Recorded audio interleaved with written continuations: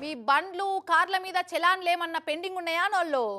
ఒకటో రెండో అయితే ఓకే గాని 5కు మించి చలాన్లేమన్నా పెండింగ్లు ఉన్నోళ్ళు గీ వార్త పురాగినాలి. మీ కొరకే పట్టుకొచ్చినాం.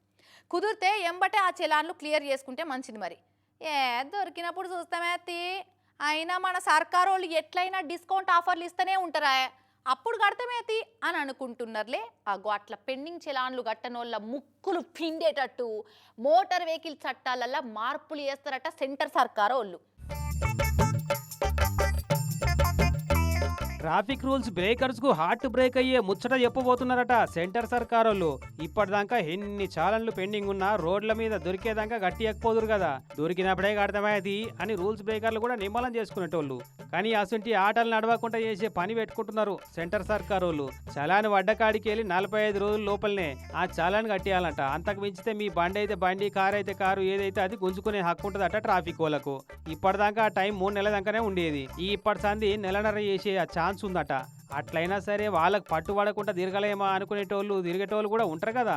అసంటోళ్ళ బండిని అమ్ముడు కొనుడు చెల్లకుండా చేస్తారట. ఇటనే 5 కంటే ఎక్కువ చలాన్లు పెండింగ్ ఉంటేనైతే ఏకంగా డ్రైవింగ్ లైసెన్స్ రద్దు చేసేటట్టు ఇంకో మార్పు కూడా తెద్దామని చూస్తున్నారట.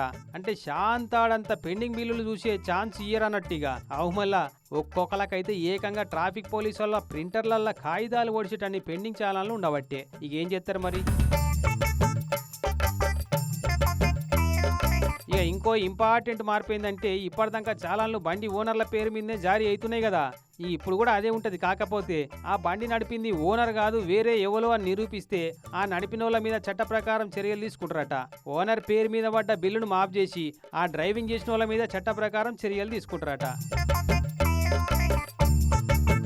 మోటార్ వెహికల్ చట్టంలో ఈ మార్పులన్నీ తీసుకొస్తందుకు ఒక నమూనా డ్రాఫ్ట్ తయారు చేసిరట కేంద్ర రవాణా శాఖోళ్ళు. ఇక ఇది గనక ఓకే అయ్యనంటే దబ్బున్నే పెండింగ్ చాలన్ల వీరుల పర్సులు ఖాళీ అయ్యేదే ఉంటది. ఇక చూడాల ఎన్నడు చేస్తారో ఆ మార్పులను. కానీ ఓట్ల కోసమో సీట్ల కోసమో అన్నట్టు పెండింగ్ చాలన్లకు డిస్కౌంట్లు ఇచ్చేటాళ్లకు మళ్ళా ఇస్తారన్న ఆశతోటి కట్టకుండా అటనే పెండింగ్ పెడుతున్నారు చాలా మంది.